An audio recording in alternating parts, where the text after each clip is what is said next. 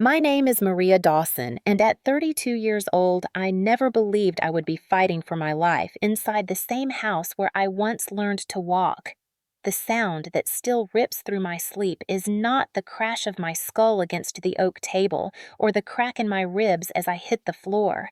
It is my stepmother Margaret screaming with icy triumph, "Finish her, Dad.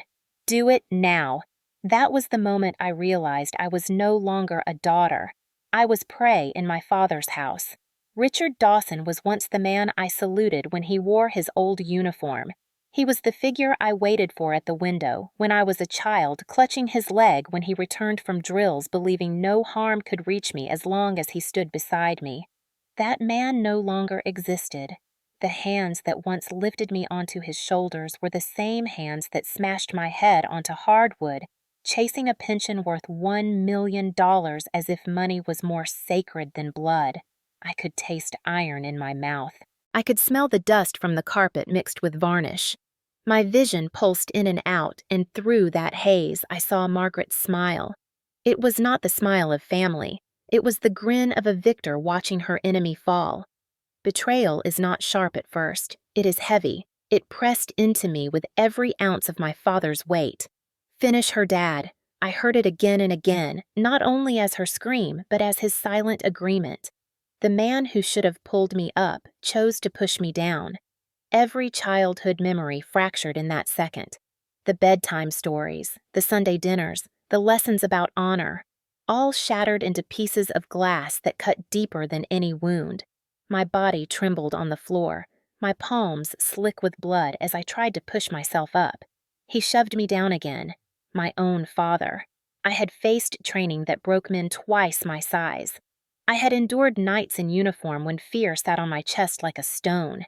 Yet nothing in combat prepared me for the sight of my father raising his fist above me. Nothing prepared me for a parent turning executioner. Terror surged first cold and suffocating. Then came something hotter. Defiance. I locked eyes with him through the blur. I wanted him to see that I would not surrender even if he shattered every bone. If this was how I died, I would die glaring at the man who betrayed me. But death did not come.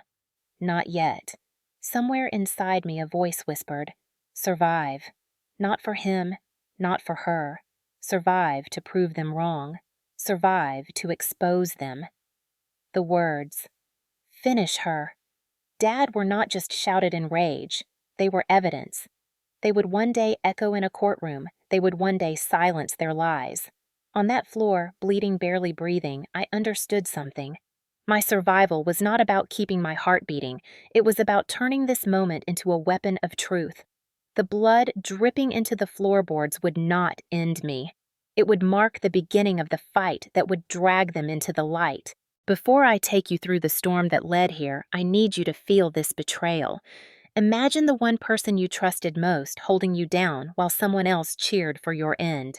That was my reality, and it was all for a penchant for control for greed so blind it made family into predators. This story is not just about abuse. It is about resistance. It is about evidence, justice, and consequences. It is about how a soldier who was meant to obey learned instead to fight back in her own home. And before I unfold each step that led to this night, I want to hear from you. Tell me where you are watching from. Have you ever seen money turn family into enemies? If you have, hit that like button and subscribe. Because what happened after this moment proved that even in the darkest betrayal, justice can still roar louder than blood. The house on Willow Creek Lane was more than a building. It was a fortress of memories, the place where my father Richard Dawson built his identity and where I once believed my family's love was safe. When I was a child, the wooden beams seemed taller than trees, and the stairs felt like ladders to another world.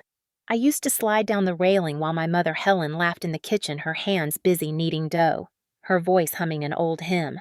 My father would walk in wearing his uniform, and for a moment, I felt as though no harm could ever touch me. Those early years felt solid. The Dawson family looked like a picture people would envy. But pictures can lie.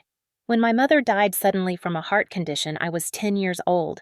I still remember the emptiness in the house after her funeral. The scent of her perfume lingered in the hallway like a ghost. My father sat in his study for hours staring at old photographs, not speaking, not crying, only gripping his military medals as if they could anchor him. That was when the cracks began. Instead of grieving openly, he replaced his pain with control. He told me discipline would protect us both. He told me emotions were weakness. I was expected to obey, to live not as a daughter, but as a soldier in training under his roof. I did not notice how his love shifted into command until years later. At 16, he introduced me to Margaret, the woman who would become my stepmother. Margaret had perfect posture pearls on her neck and eyes that scanned every corner of the house as if calculating its worth. She praised the architecture but frowned at the old furniture, whispering that the place needed modern updates. I felt the chill immediately. Margaret was not here to nurture. She was here to conquer. When they married, she moved in with her son Anthony, who was 2 years older than me. Anthony was lazy, drifting from one odd job to another, spending hours on video games and nights at bars. My father excused his behavior, saying boys need time. But when I skipped a curfew by 10 minutes, I faced his wrath. The double standard was clear. Margaret fueled it by comparing us constantly. She told Richard that Anthony only needed support while I was stubborn too, independent, too proud. She would smile sweetly when guests were present, but when the door closed, her words cut deep. "You think wearing a uniform will make you worth something, Maria. The truth is, you are nothing without your father." My father rarely defended me. More often, he nodded, reinforcing her message. Slowly, the house that had once been my sanctuary turned into a garrison of commands and criticisms. When I joined the National Guard, I hoped to reclaim pride. At basic training, I pushed my body to its limits. I thought perhaps my father would see me as strong as equal. But when I returned home in uniform, Margaret scoffed and Richard only spoke of how his pension and benefits outshined anything I would ever earn. He began to speak of his retirement fund of $1 million with reverence, as if it were the family crown jewel. He said it was proof of his sacrifice, the reason our name would always carry weight. To me, it was money. To him, it was power. That pension, tied with the deed of the house, became his way of holding me hostage. He reminded me often that one day it would be divided and he controlled how. Even when I began to send part of my salary home to cover utilities, Margaret dismissed it as pocket change. Every dollar was measured against Richard's pension, every effort belittled. The house itself became symbolic. Each wall whispered both comfort and threat. The kitchen still carried the echo of my mother's laughter, but Margaret's voice now smothered it with contempt. The living room held my childhood drawings, yet Richard pointed to them as proof of how dependent I had been on his roof. It was as if every corner of the house had been weaponized. For years, I tried to ignore it. I told myself that my father's sternness came from grief, that Margaret's cruelty was insecurity, that Anthony's failures were not my burden. But denial has limits. The house that once represented safety was becoming a battlefield where love had been replaced with control. By the time I was in my late 20s, I understood that my family had mutated into something toxic. The pension and the house were no longer anchors of stability. They were chains, and I was the one expected to carry their weight. The distance between my father and me widened with every year, not because of geography, but because of values. When I was promoted to first lieutenant, I thought I had finally earned a measure of respect in his eyes. Instead, Richard told me that rank meant nothing compared to what he had accomplished in his career. He reminded me that his pension was worth more than any salary I would ever bring home. He called it his victory, his proof of superiority. Margaret stood at his side during those conversations, nodding with satisfaction, her voice dripping with disdain as she added her own barbs. She said that $1 million of guaranteed retirement money was worth more than all the medals in the world because medals could not buy houses or cars. She told me I should be grateful that my father was leaving me any inheritance at all. I began to notice how Richard talked less about family memories and more about financial control. He framed his pension as a crown, something sacred, untouchable, and he made it clear that access to it would depend on obedience. The message was sharp. If I followed his commands, if I showed loyalty, I might one day see part of it.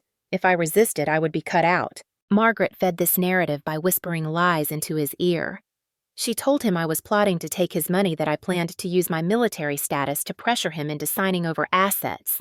She painted me as a manipulator while praising Anthony, her own son, as the one who truly cared. It was absurd since Anthony was already drowning in gambling debt, but Richard listened to her more than he ever listened to me. Margaret's skill was not in open confrontation, but in gaslighting. She planted seeds of doubt that grew inside my father until he questioned my every word. When I said I was saving to buy my own place, he twisted it into proof that I wanted to leave him abandoned. When I said I was investing in further training, Margaret called it a waste of resources that should have gone into the family estate. The cracks that had once been small lines became fractures. Conversations turned into interrogations. Family dinners turned into tribunals where my every choice was judged against Richard's pension. Margaret began dropping remarks about the house, too. She said the property could be sold for a fortune if I would only stop clinging to childhood memories. She looked at me with cold triumph whenever she mentioned the phrase market value. I could feel the trap tightening. It was not about love anymore. It was about assets. My father's obsession with control had merged with Margaret's hunger for wealth, and together they became a weapon pointed at me. One evening, Richard called me into his study. His military photographs lined the walls, medals, polished certificates framed. On the desk lay a stack of documents. He asked me to sign them. They were not harmless forms. They were preliminary authorizations that would have given him and Margaret power over my share of his pension and the deed of the house. I looked at his face stern, unmoving a soldier's face hardened into stone. He said if I respected him, if I truly understood loyalty, I would sign. Margaret stood behind him, her hand resting on his shoulder, eyes daring me to refuse. My pulse pounded, but I shook my head. No. His eyes narrowed with a rage I had never seen so naked before. He said I was weak, selfish, and ungrateful. Margaret leaned forward and whispered a line that cut deeper than any blow. She said maybe if your mother had lived, she would be ashamed of what you have become. I felt my chest tighten as if she had stabbed me with the mention of Helen, the one person who had loved me unconditionally. I left the study without signing, my hands trembling. That night I lay awake hearing their voices echoing in my mind. Obey or lose everything.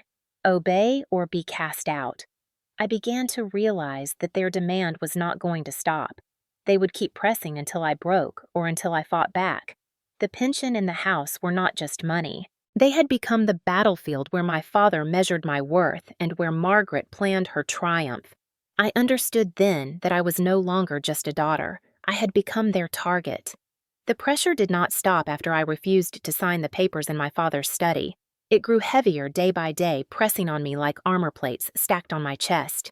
Margaret was clever in how she escalated things. She did not scream at me directly in public. Instead, she spread stories among our relatives. Within weeks, I began receiving phone calls from family members who rarely bothered to check on me before. My Aunt Susan called first. She said she had heard from Margaret that I was being selfish, that my father was only asking me to help him secure the future of the family, and I was denying him out of greed. I tried to explain that I was simply protecting myself from being robbed of my rights, but she cut me off with a sigh, telling me to stop being dramatic and remember how much my father had sacrificed. The next call came from Uncle Robert.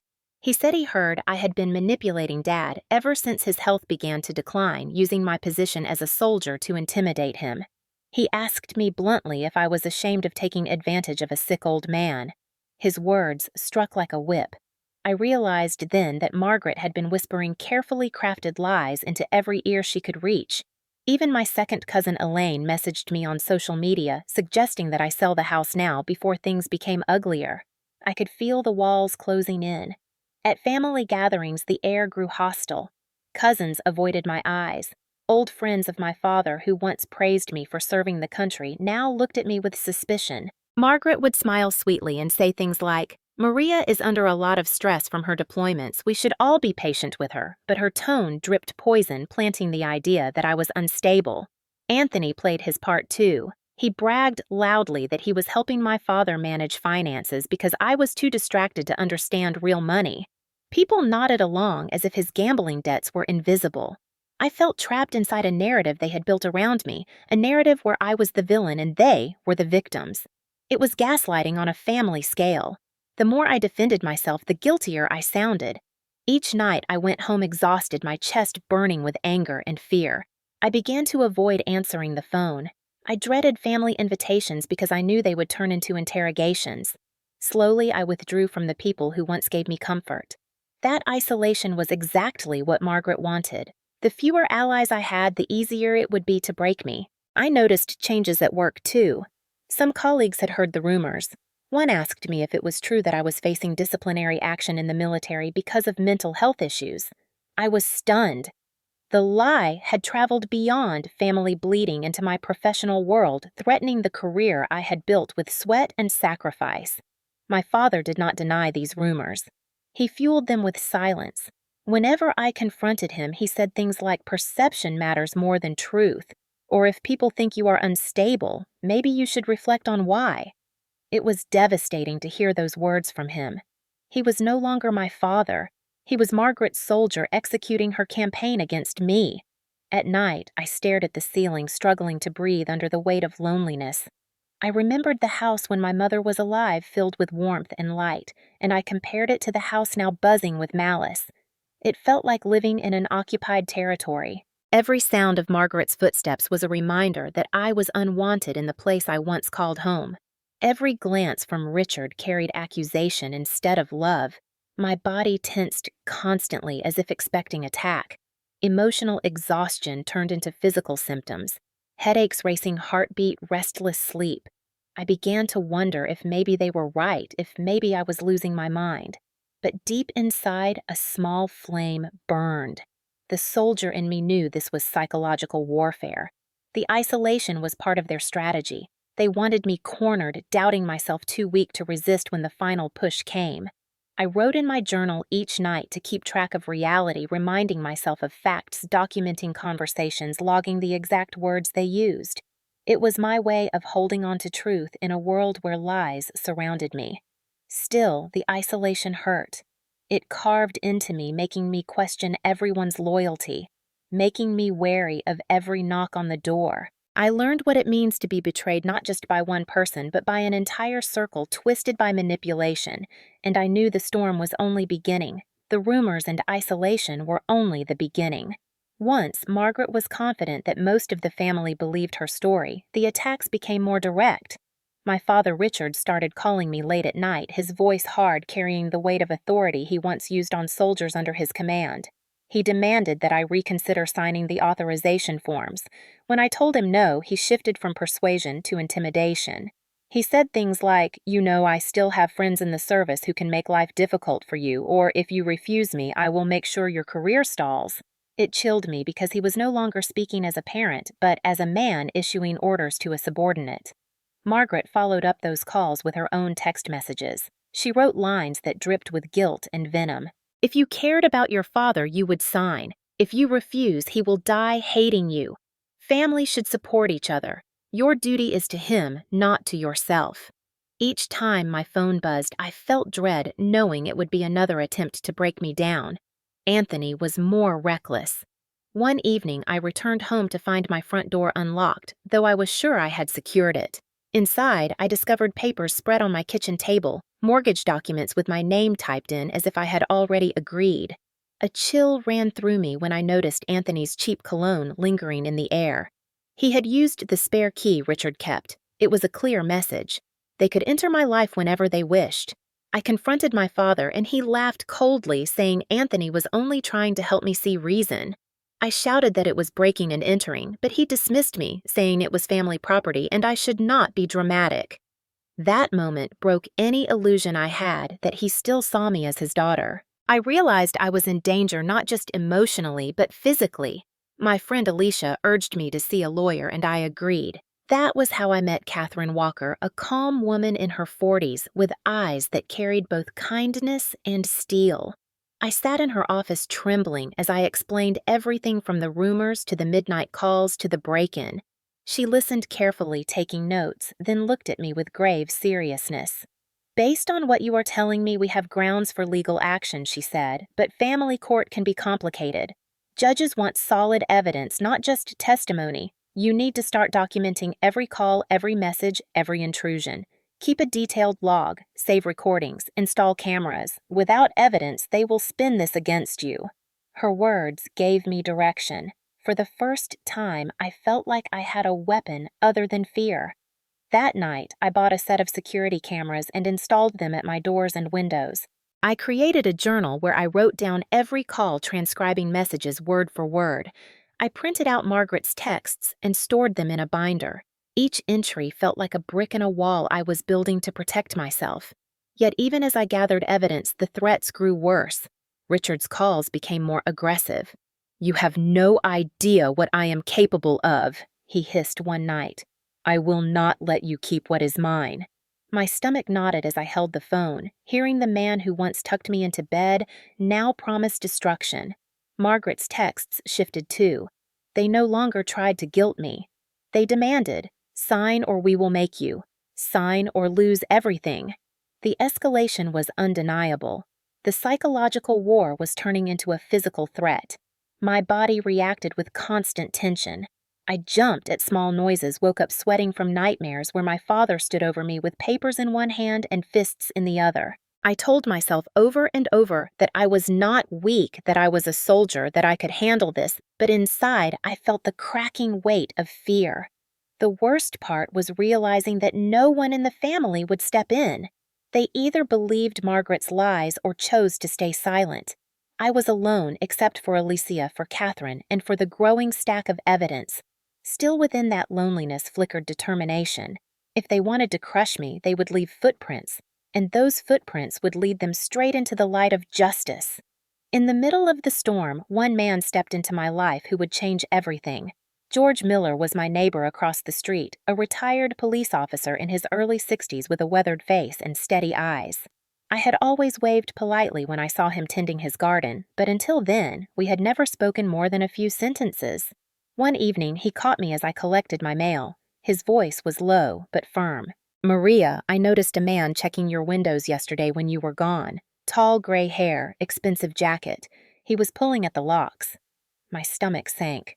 That was my father. George studied my face and nodded as if confirming what he already suspected. "Family or not, that is suspicious behavior. Do you want me to keep an eye out?" In that moment, I felt a wave of relief. Someone finally believed me. I told him everything, not the full history, but enough to explain that my father and stepmother were pressuring me, that they had tried to force me to sign papers that I feared for my safety.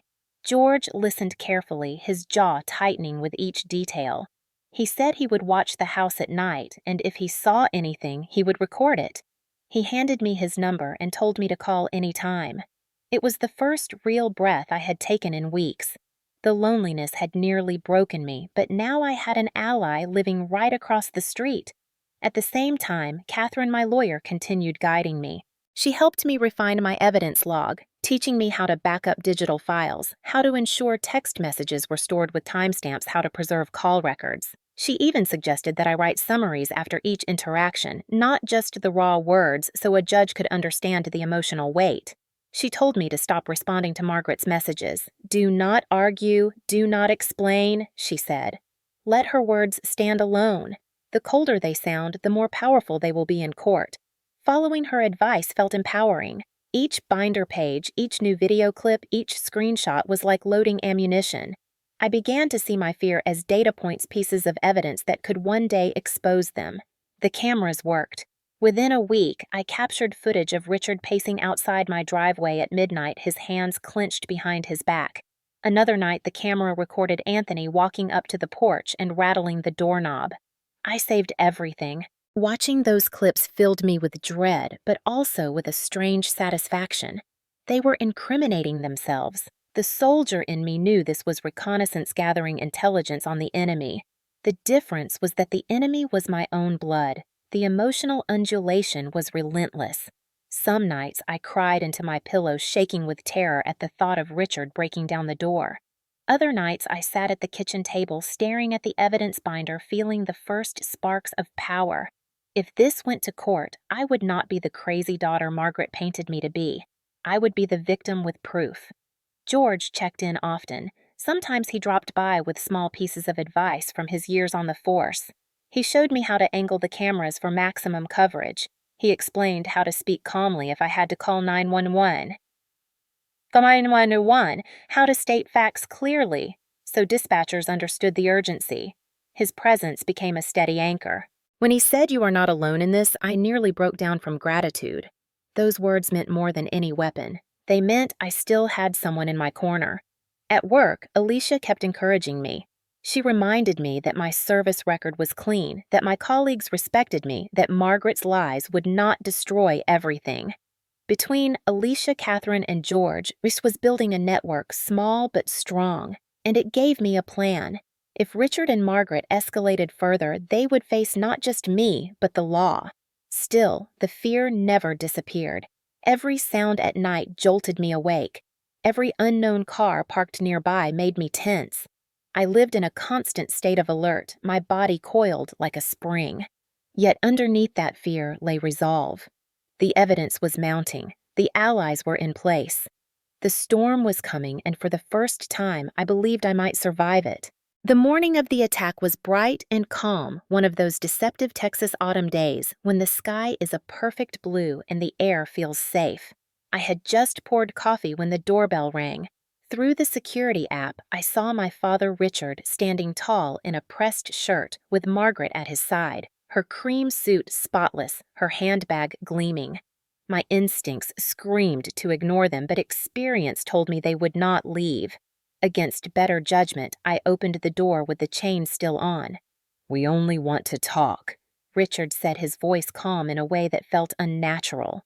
Margaret's smile was sharp, her eyes scanning the living room as if she already owned it. Against every warning in my body, I let them inside. They moved with rehearsed confidence. Richard laid a folder on the dining table and spread out papers.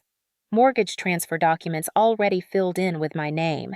His tone was measured, almost gentle, as he said, "Here is the solution. You take a mortgage against the house, you get to keep it. I get my share now, everyone wins."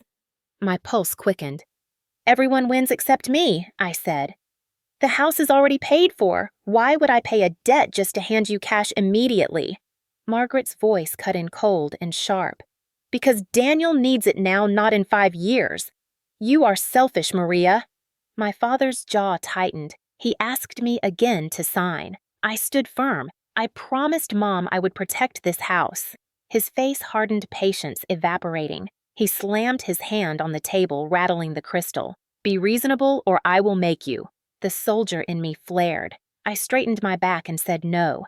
That word set everything off. The veneer of civility shattered. Richard lunged, grabbing my arm and yanking me to the floor.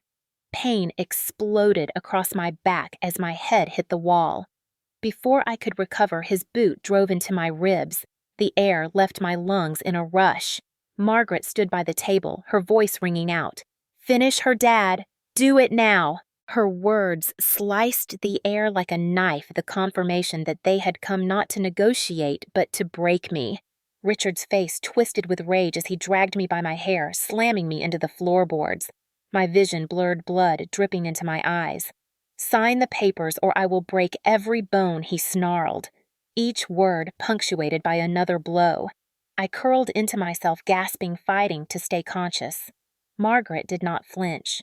She watched with satisfaction, a general commanding her soldier. I felt my strength slipping, terror surging, but a fragment of training held.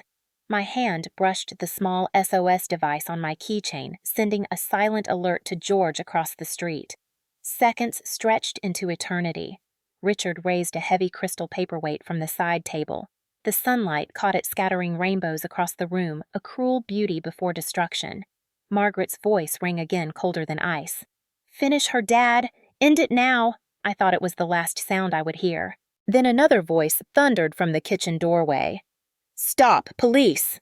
George stood there, phone out, recording his presence like a lifeline. Richard froze the paperweight, still raised. Margaret spun her mask, cracking. George's voice was steady and commanding. "Put it down.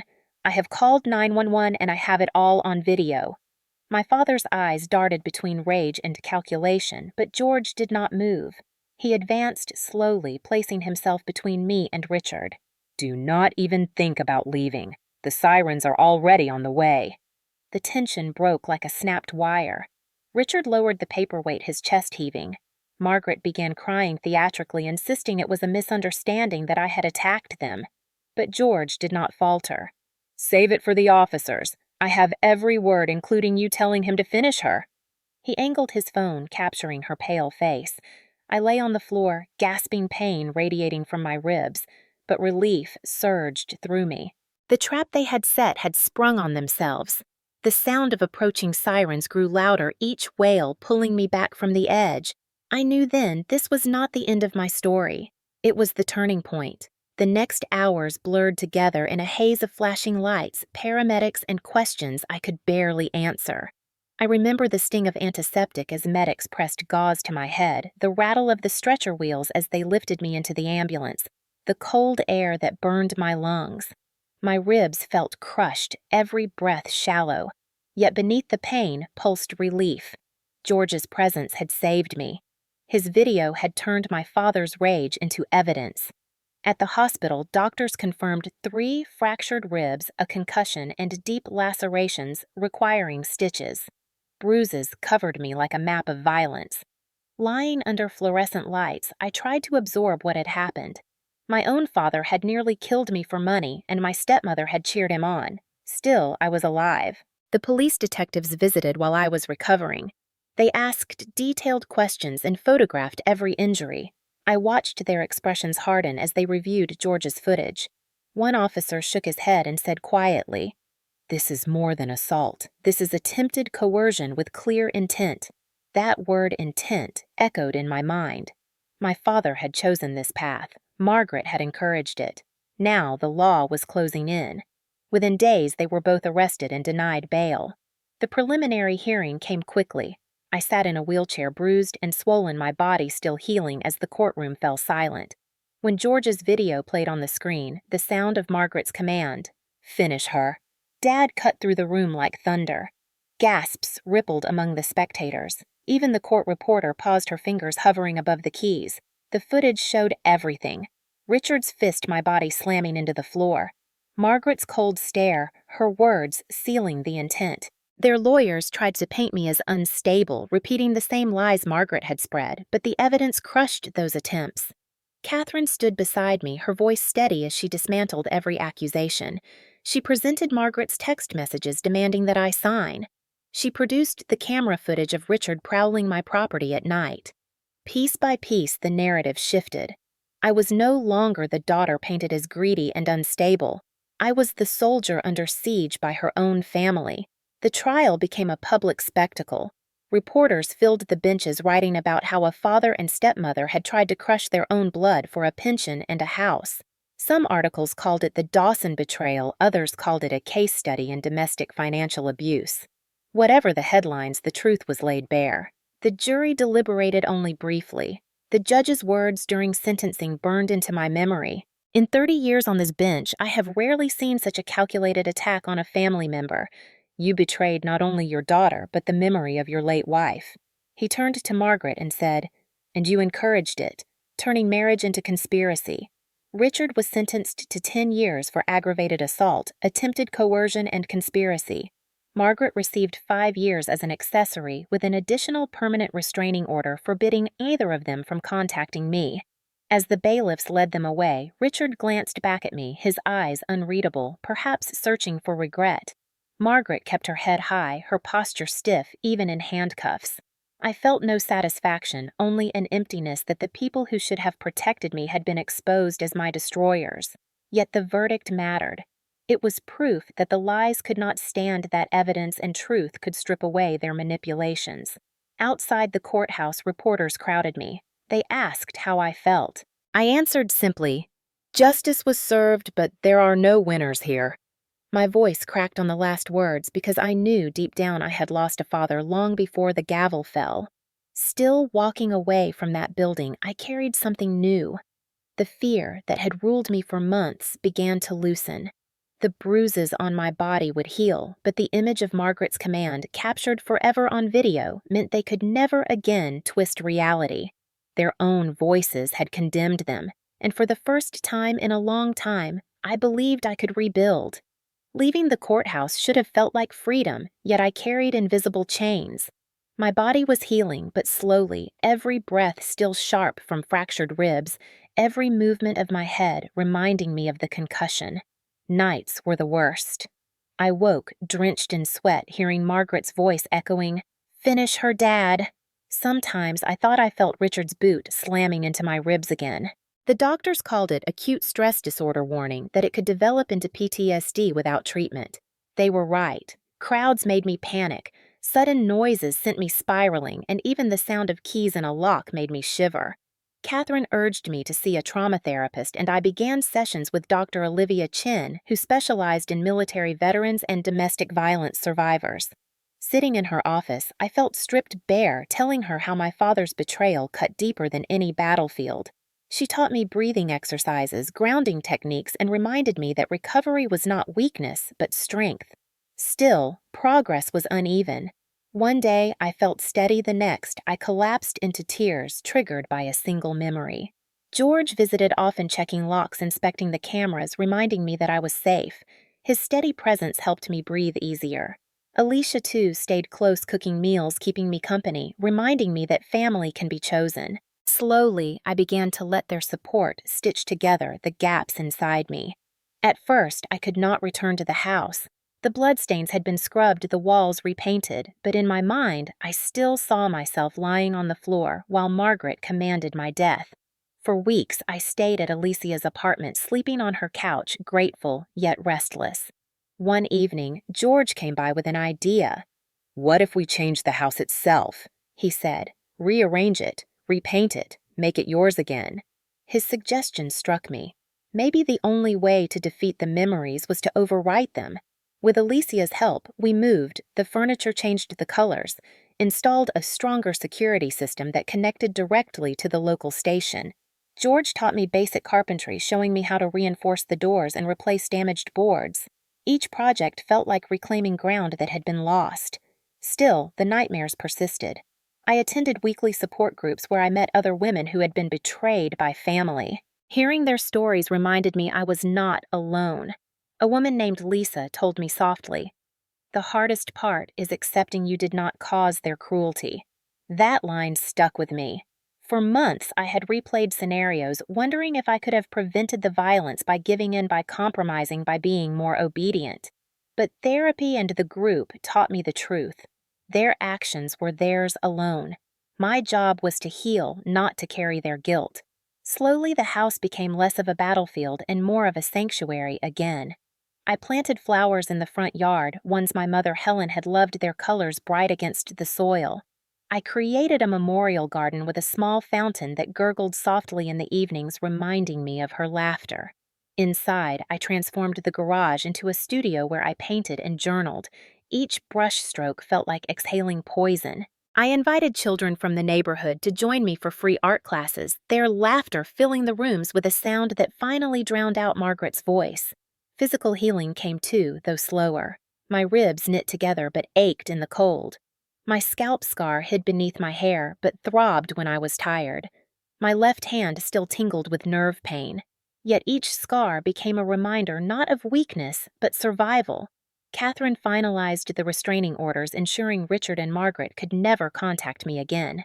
Their prison sentences kept them far, their voices silenced. What they had meant for destruction had turned into a foundation for resilience. Rebirth was not sudden. It came in layers. It came when I laughed again with Alicia over coffee.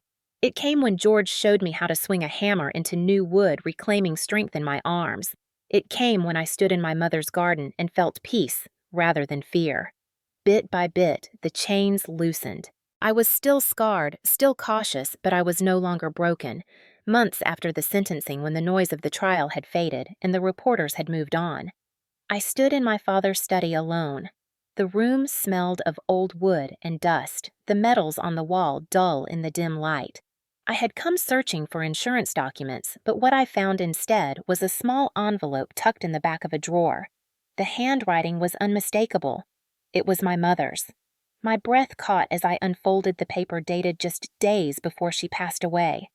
My dear Maria, it began by the time you read this. I may be gone, but I want you to know that your life is yours alone.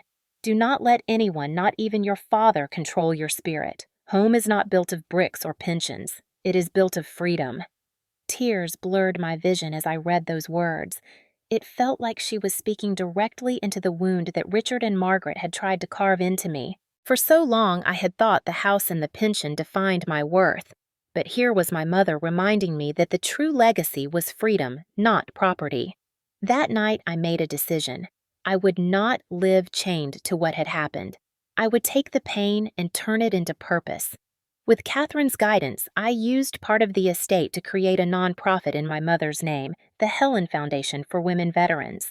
The goal was simple but powerful: to provide art therapy counseling and safe housing for women who, like me, had faced violence not from strangers, but from family. The first time I stood in the new community center watching a group of young women paint bright canvases and laugh together, I felt something break free inside me. The house where I had nearly died no longer defined me. The foundation did. That was the legacy worth fighting for. My physical scars remained.